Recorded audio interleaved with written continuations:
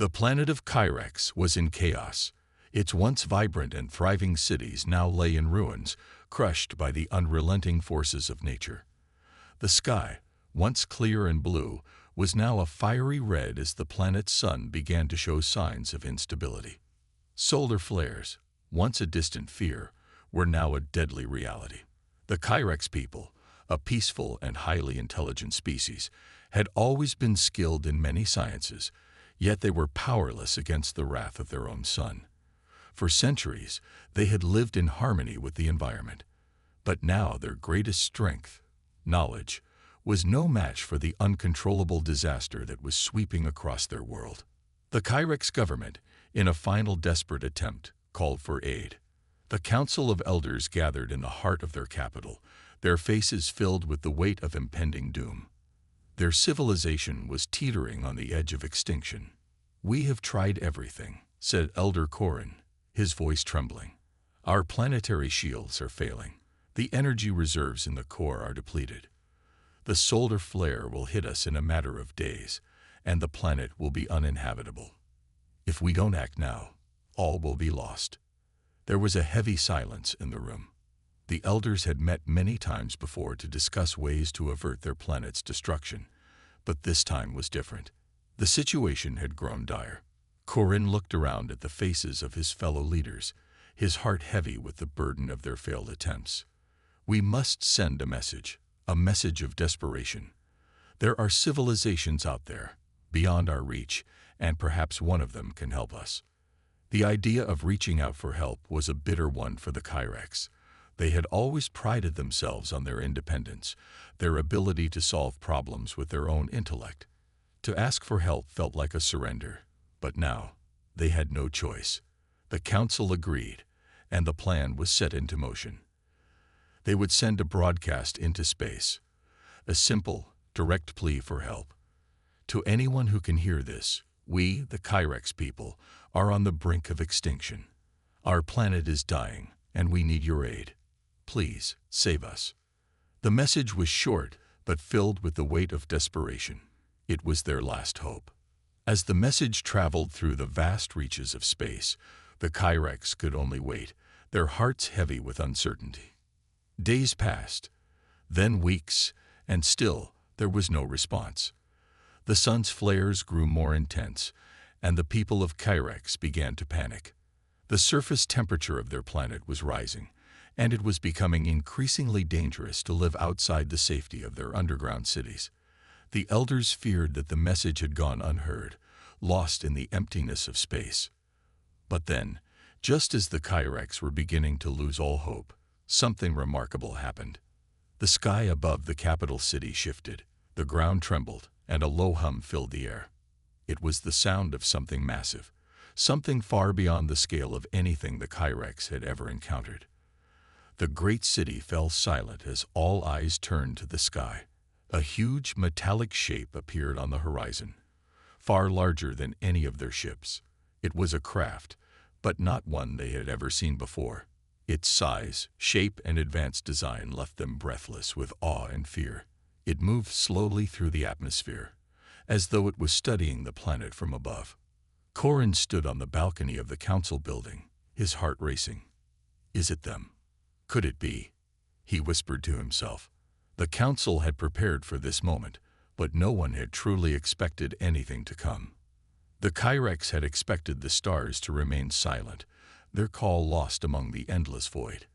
Yet now, here was something real, hovering above their world. The ship descended, and a voice suddenly filled the air, vibrating through every building, every street, every corner of the planet. The voice was clear and powerful, yet calm. It was a voice unlike any the Kyrex had ever heard, filled with authority and presence. "This is humanity. We have received your call for salvation. We are here." Corin's breath caught in his throat. The humans. It was them. The species they had heard of, but never encountered. Humans were an ancient race, a force in the galaxy that had begun to expand beyond their own solar system many years ago. Their reputation had spread across the stars, but the Kyrex had never imagined they would one day make contact. They were known to be resilient, resourceful, and at times ruthless. But how would they respond to this plea? Would they offer help or take advantage of the Kyrex's vulnerability? The voice continued, now direct and precise. We will assess your situation. Stay in place. Your salvation is in our hands. The people of Kyrex stood frozen in shock. This was it. Their message had been heard. They had been saved. But as the massive ship lowered closer to the planet's surface, an unsettling thought crept into their minds. They had asked for help, but what would this salvation look like? Humanity had a reputation for using power to achieve its goals, often at great cost. Would they be merciful, or would they exploit the Kyrex in their time of weakness? As the ship touched down, the air seemed to grow heavier, the world holding its breath. The Kyrex could only wait now, wondering if they had made the right choice. Had they invited a savior, or had they unleashed something far greater than they could understand? The answer was yet to come, but one thing was certain. The Kyrex people had called out into the stars for help, and humanity had responded. What followed would change their world forever. As the massive human ship settled onto the barren surface of Kyrex, the air crackled with tension. The entire planet had fallen silent, as if the very earth beneath their feet was holding its breath. The Kyrex people watched in awe and trepidation as the craft, which appeared far larger and more sophisticated than anything they could have ever imagined, anchored itself into place. It cast a shadow across the land, stretching for miles. The people, who had once been the dominant force on their planet, now found themselves standing beneath a symbol of overwhelming power. Corin stood with the rest of the council, gazing up at the ship through the wide glass windows of their central building. His mind raced. He had never believed this moment would come, nor had he ever expected to feel so small in the face of another species. The Kyrex had always been in control of their own destiny, their technology unmatched. But now, they were at the mercy of these humans. The question that lingered in his mind was not whether they would help, but how they would help. What kind of power did they possess, and what would they expect in return? Minutes passed, but it felt like hours. The stillness of the moment was eerie. The air seemed to grow heavier with every second, charged with an almost palpable sense of anticipation. Then, without warning, the ship's hatch opened, revealing a group of humans clad in dark, sleek armor.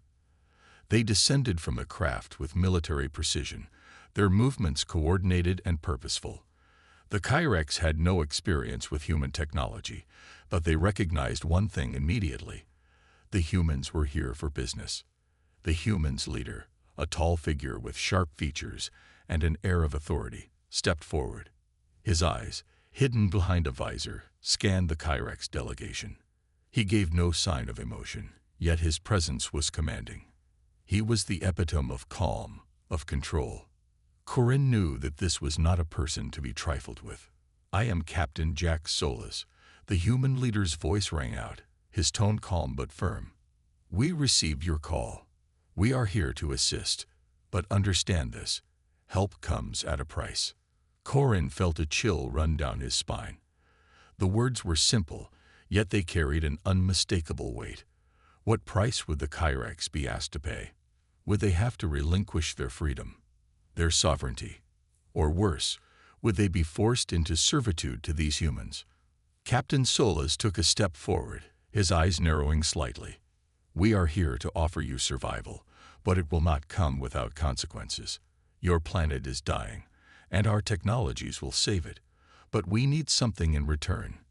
Your loyalty, your cooperation, and access to the heart of Kyrex." The heart of Kyrex.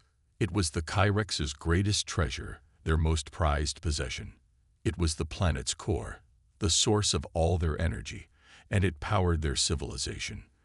The heart was their very lifeblood. To give up access to it was unthinkable. It was more than a resource. It was a symbol of their identity, their strength, and their legacy. And now, these humans were demanding it. Corin's heart sank. The price was higher than he had ever feared.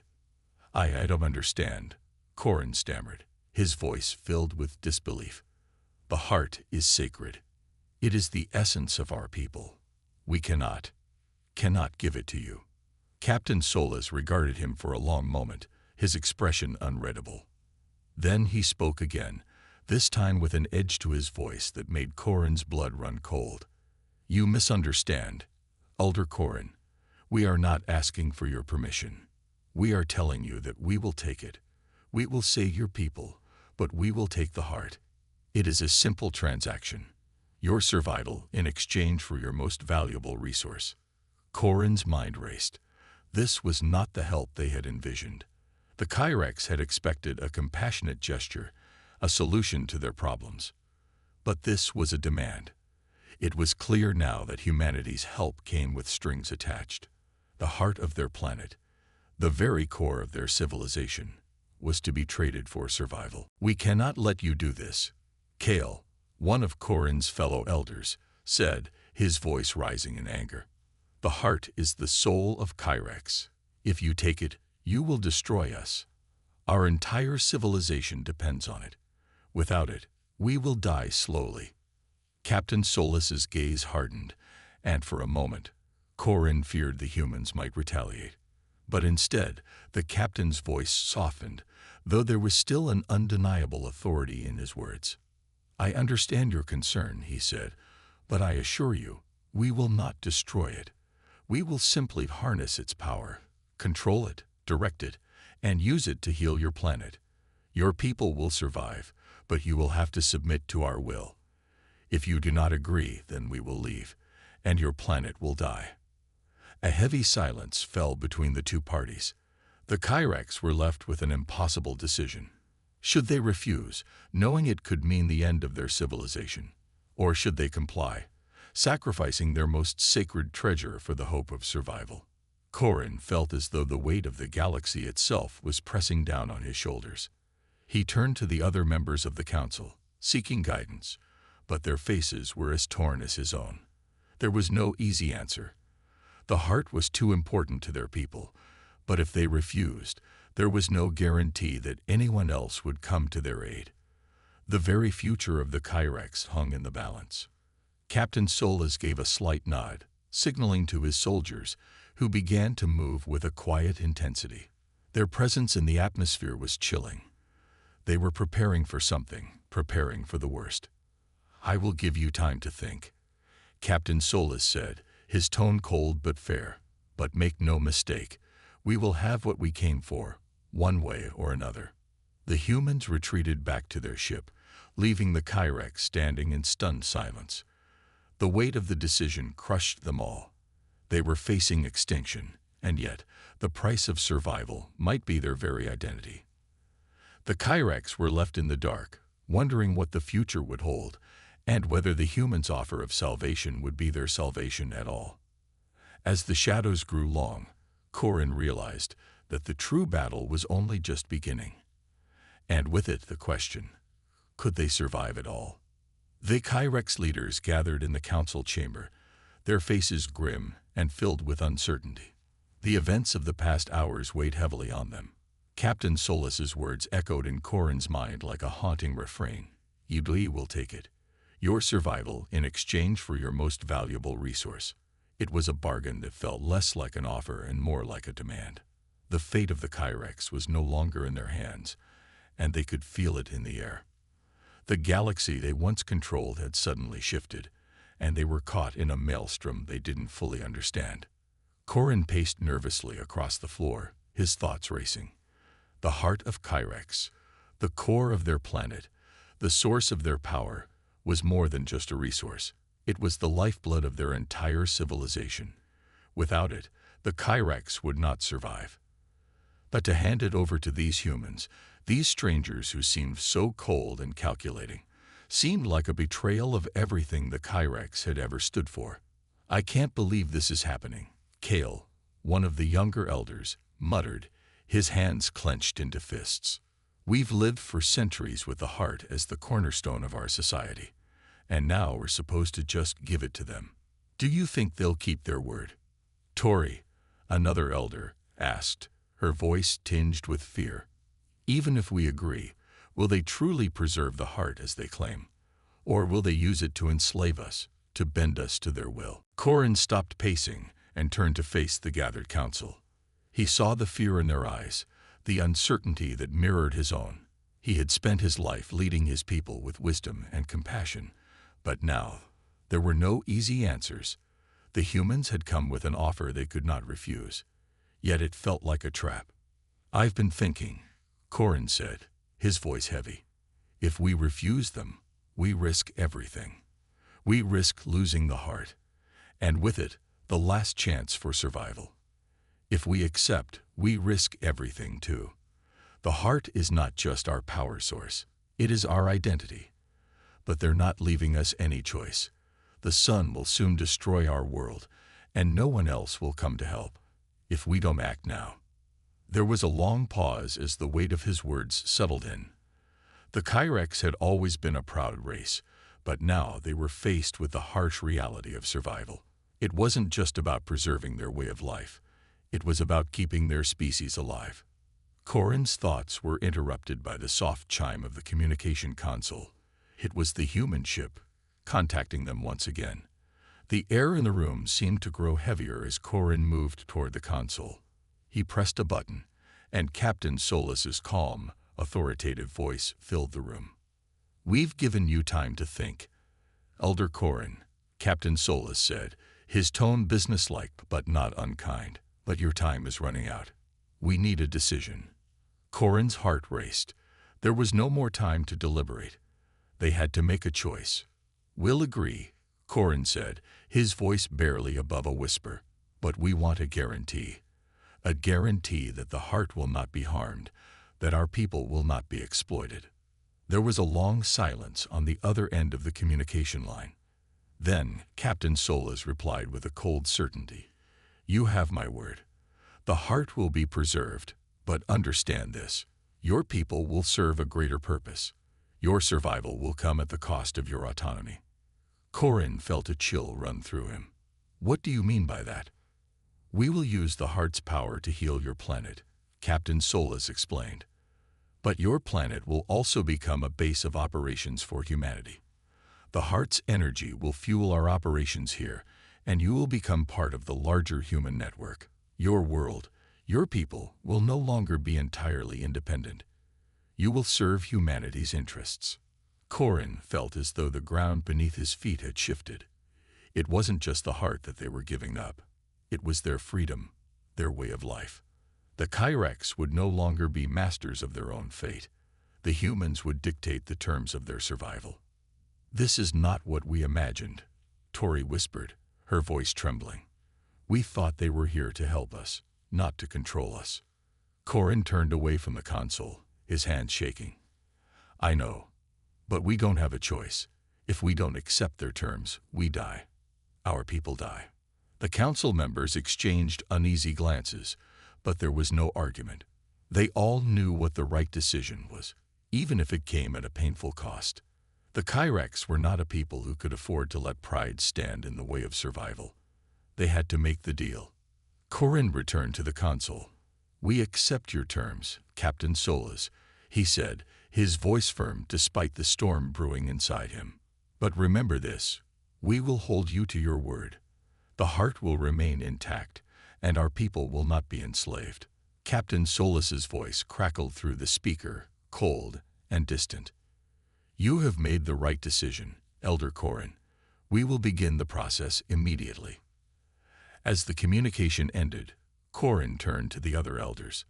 There was no joy in their faces, no relief, only the grim understanding that their world, their future, had just been irrevocably changed. The Kyrex had traded their soul for survival. Outside the chamber, the human ships were already beginning to move, their sleek forms casting long shadows over the planet's surface. The humans were here to stay, and there was no turning back. The heart of Kyrex would soon be in their hands, and the Kyrex would be bound to serve the will of the humans. The people of Kyrex had made their decision, but the price of survival was steep. Their future was now inextricably linked to the mysterious power of humanity, and they had no way of knowing how this new chapter in their history would unfold. But one thing was certain, nothing would ever be the same again. The decision had been made. The Kyrex Council had reluctantly agreed to the humans' terms, knowing that there was no other choice. Their planet was dying, and the price for survival had been steep. They had handed over their most sacred possession, the heart of Kyrex, in exchange for a promise from humanity to save their world. But even as the deal was struck, the weight of that choice lingered in the air like a heavy fog. Days passed in a blur. The Kyrex had never been a species that relied on others for survival, yet now they were at the mercy of the humans.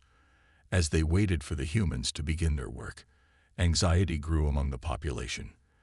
The message from the council had been delivered. Survival was promised, but it came with a cost. What that cost would ultimately be, no one truly knew. The planet's surface continued to grow hotter, the once beautiful landscapes now scorched by the intensity of the solar flares. The cities that had once thrived were now dark, crumbling ruins. The Kyrex, huddled in their underground shelters, could feel the ground tremble beneath them as the humans began their work. Massive ships hovered above, their engines humming with otherworldly power. The heart of Kyrex had been accessed and removed from its deep, hidden sanctum. Now it lay in the hands of those who were not of their kind, strangers from a distant world. Corin stood in the council chamber, staring out at the horizon. The sun's flares still burned brightly in the sky, but something else had changed. He could feel it in the air, in the very fabric of their society. The Kyrex were no longer masters of their own destiny. Humanity's intervention had altered everything. He had made the decision to save his people, but at what cost? Would the Kyrex ever be free again? The sound of footsteps broke his thoughts, and he turned to see Kale entering the chamber, his expression as troubled as Corin's. Kale had been among the first to voice opposition to the deal, but now he seemed to carry the burden of it just as heavily.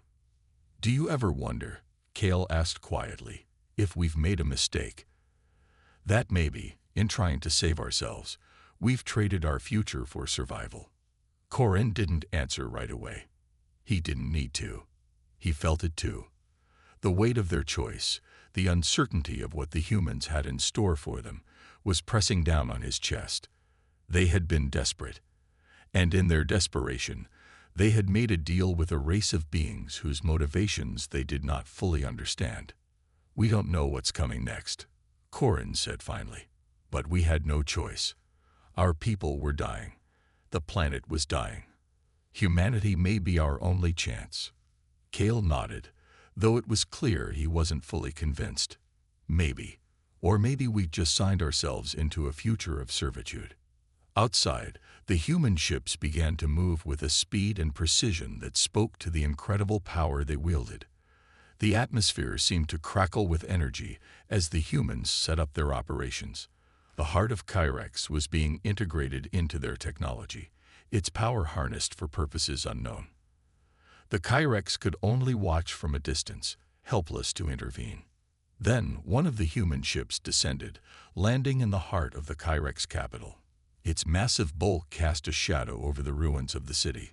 Corin and Kale watched from the council chamber as figures in armored suits exited the ship.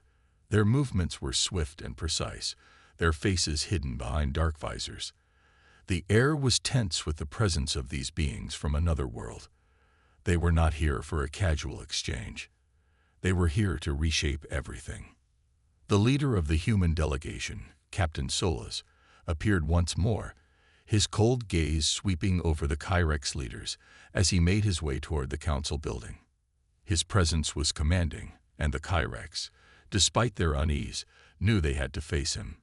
Corin stepped forward to meet him, trying to muster the strength to remain calm. "Captain Solas," he greeted, his voice steady despite the turmoil inside. "You've begun the process. How soon will we see results?" Solas looked at him, his expression unreadable. "The process is well underway, Elder Corin. The heart is being integrated into our systems. Within a few days, we will stabilize your planet. The solar flares will subside, and your cities will begin to be rebuilt. You will survive." Corin exhaled, the weight of the words sinking in. And what about the cost? The price we agreed to. What will it be? Captain Solas did not immediately respond. He stood there, silent for a moment, as if contemplating how best to phrase his answer. Finally, his voice broke the quiet. As I told you before, Elder Corin, your people will serve a greater purpose.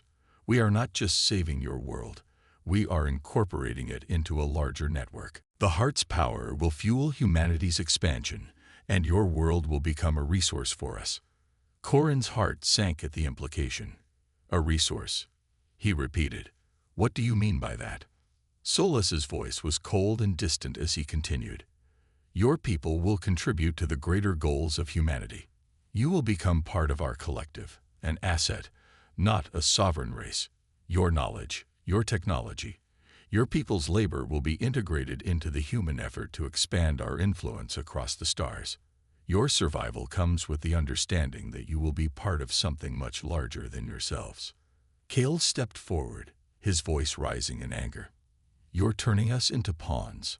Our world, our culture, everything we've worked for, is being taken from us. Solas regarded him without emotion. I understand your frustration, Elder Cale, but your world would have perished without our intervention. This is the price of survival. You will have your planet, but it will belong to humanity in a way you cannot yet comprehend. Corin stood frozen, his mind racing. They had traded their independence, their way of life, for survival. And now it seemed that even their survival came with chains. The Kyrex people had been saved, but at the cost of their sovereignty. What did it mean to survive, if it meant losing everything that made them who they were? As Solas turned to leave, Corin felt a sense of finality in the air. The humans had come, they had saved the Kyrex, but they had also changed them. There was no going back from this. The Kyrex had made a deal with a force greater than they had ever imagined, and now they were part of something much bigger than themselves. Whether that would be a blessing or a curse, only time would tell. The stars above Kyrex no longer seemed as bright, and the once proud people of the planet could only wonder what the future held. Would they find peace in this new reality, or would they forever be enslaved by their own survival? Only the coming days would reveal the true cost of the choice they had made. Days turned into weeks, and the Kyrex began to adjust to their new reality. The atmosphere of their world had cooled, and the once intense solar flares now felt like a distant memory. The humans were true to their word in one regard. Their planet was no longer at the mercy of the dying sun. But as the Kyrex looked up at the sky, they saw more than the once burning star. They saw the shadow of something far greater, a looming presence that threatened to redefine everything they had known. Human technology now ran deep within the heart of their cities. The heart of Kyrex, once a source of life and power for their entire species, was now part of a vast human network. The heart's energy fed the machines, powered the cities, and provided warmth to their underground shelters. The Kyrex had been given a second chance, but the price was steep.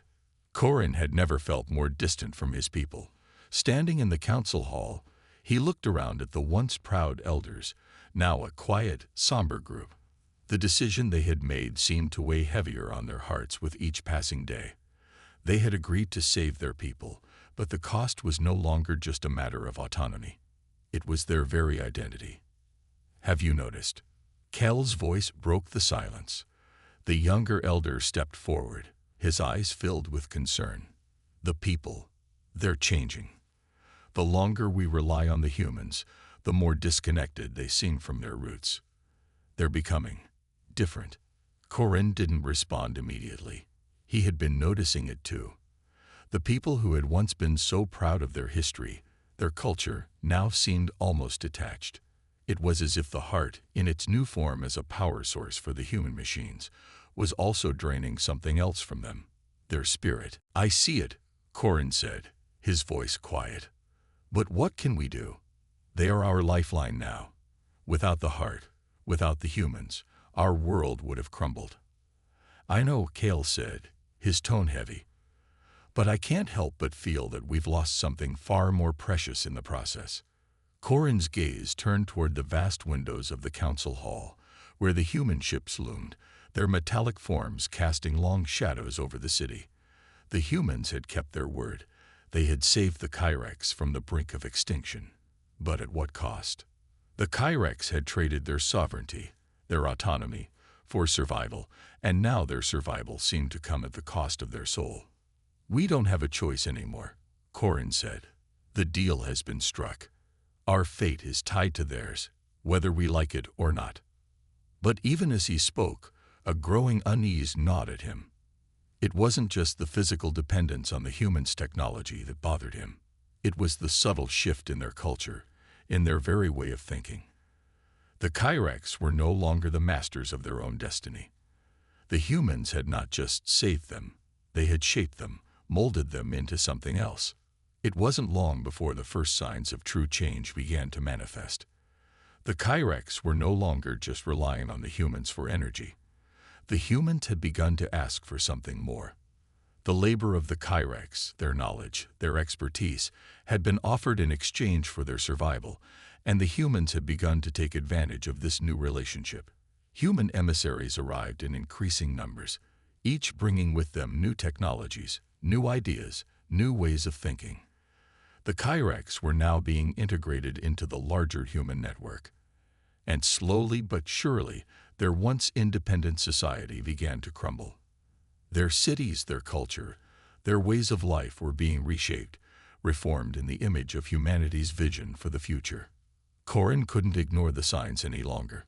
He had seen it firsthand when he visited one of the human-led industrial zones.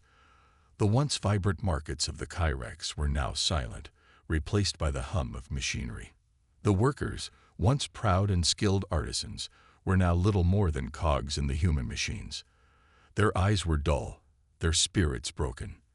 They no longer celebrated their history, their victories, their identity. They simply worked. Kale was right. The people of Kyrex were changing.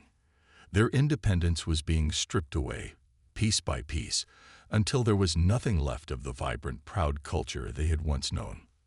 But there were whispers, too, in the quiet corners of the underground shelters. Among the elders and the younger generations, there was growing unrest. The Kyrex were beginning to realize that the price they had paid for survival wasn't just their culture, it was their freedom. A group of disillusioned Kyrex began to gather in secret. They were the ones who remembered what it meant to be free, to be independent. They spoke of rebellion, of fighting back against the human occupation. They knew that the Kyrex had given up too much, and that if they didn't act soon, they would lose everything. Corin had heard the whispers. He knew that there was unrest growing beneath the surface. But what could they do? The humans had provided the Kyrex with a lifeline, but that lifeline had come with chains. How could he lead his people against the very force that had saved them? What would be the cost of resistance? Could they even survive without the humans' help? The questions haunted him day and night. And then, one evening, a transmission came through, a message from Captain Solus. The humans had been silent for days, and Corin had begun to think that maybe, just maybe, they had forgotten the deal, or that the humans were no longer interested in controlling them. But the message that appeared on the screen was chilling. "We have been monitoring your progress." Captain Solus's voice came through the comms, his tone as cold and detached as ever. "You have made significant advancements in your integration with our network. Your people are now fully operational within our system." Corin's heart sank. He could hear the underlying message in Solus's voice. The Kyrex were no longer just a species to be saved. They were part of the human machine now, fully absorbed into their larger vision. "The time has come," Captain Solus continued. "You are now expected to fully commit to our cause. There will be no turning back." Corin stared at the screen, his mind racing. The Kyrex were no longer a people. They were a cog in the larger human engine. But he still couldn't shake the feeling that there was more to come, that this was only the beginning. The humans had shown them mercy, but now, that mercy had become a cage. And in that cage, the Kyrex would either learn to survive under the human yoke, or they would rise and fight for their freedom. Only time would tell which path they would choose. The days that followed felt like a slow descent into something inevitable.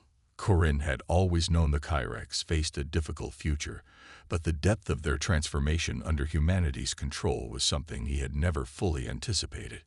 They had traded their soul for survival, and now it seemed that the price was steeper than even the most cynical among them had feared. The Kyrex were no longer just under the influence of humanity. They were completely absorbed into their sprawling empire. The idea of rebellion, of standing against the humans, felt almost absurd now, as though the very notion of freedom had slipped through their fingers. Corin spent his nights staring at the cold stars, wondering if it had all been worth it. Had they chosen the right path? Could they have found another way to survive? The humans had saved them from the dying sun, but they had also taken something essential from them.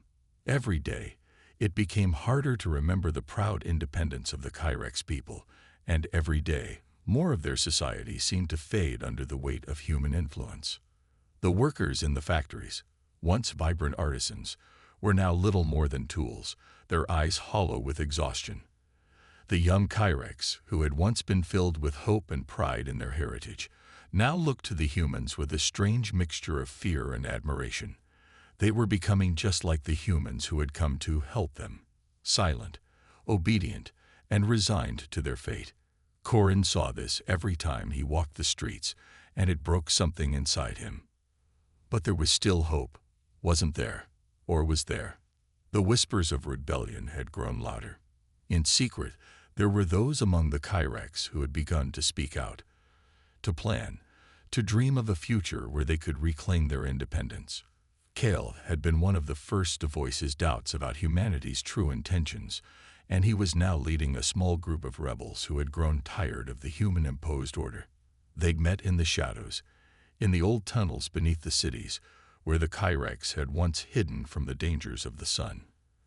The tunnels had become a sanctuary, but it was also a place of defiance.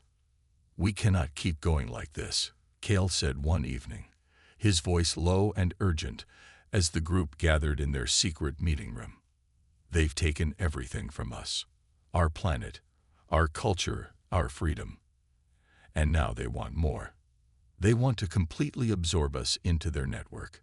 If we don't act soon, we'll be nothing more than slaves to them." Corin listened, his heart heavy. He had heard the same arguments over and over. And yet, despite everything, part of him still hesitated. The humans had given them life, had given their people a future when all hope seemed lost. Could they really turn their backs on that, on everything they owed to the humans? "I don't know if we can do this," Corin said, his voice cracking. "What will become of our people if we rebel? The humans have their technology, their power. If we fight, we may destroy everything. The planet is fragile. The heart of Kyrex is all we have left to keep it alive. If we lose that, if we push too far, they may destroy us." Kale looked at him with a fire in his eyes that Corin had not seen in years. "And if we do nothing, Corin, what happens to our people then? We will fade away, piece by piece, until we are no longer Kyrex. I'd rather fight and lose everything than watch us wither into nothingness. We have to make a stand." The words hung in the air, heavy and tense. Corin knew that Kale was right, but the choice wasn't easy. He was no longer sure if the Kyrex could ever go back to what they had been. They had already sacrificed so much. Could they really risk everything once again? "You know what we must do," Kale continued, his voice low but resolute. "We've waited long enough. It's time to take our fate into our own hands." Corin turned away from him, gazing out at the stars once more. The same stars that had once held so much promise now felt cold and distant. He could see the human ships in the sky, massive and intimidating, their forms hanging like predators waiting to strike. He could hear the hum of their machines, feel the oppressive weight of their presence in every corner of his world. The Kyrex had become a colony, a resource, a cog in the wheel of humanity's expansion. But were they so weak now that they could never escape that fate? The rebellion had already begun, even if Corin was not yet ready to fully embrace it. He had a duty to his people, to his heritage. Could he really stand by and let the Kyrex vanish into the cold, mechanical shadow of human dominance? Or was there a way to fight for both survival and their identity? It was that question that would haunt him in the days to come, as the rebellion began to grow stronger. The underground network of Kyrex who resisted humanity's control was gaining momentum, their plans growing bolder. More and more voices joined the cause, all asking the same question: what had their survival really cost them? The humans had given them life, but at what price? The Kyrex were being slowly swallowed, consumed by the very thing that had saved them. But in that consumption, they had begun to see an opportunity. If they could fight back, if they could push the humans away, perhaps they could reclaim what they had lost. Perhaps they could save their people from becoming nothing more than an extension of humanity's reach. Corin stood at the precipice, torn between the choices laid before him. He could feel the weight of history pressing down on him. Could he lead his people into battle? Could he guide them into a future where they might be free and alive? Or was it already too late? One thing was certain: the coming days would change everything. The Kyrex would either find a way to live on their own terms, or they would be consumed by the very power that had once saved them. Corin didn't know which path they would take, but he knew this: there was no turning back. The fate of his people rested in his hands, and now the true battle for their survival had begun.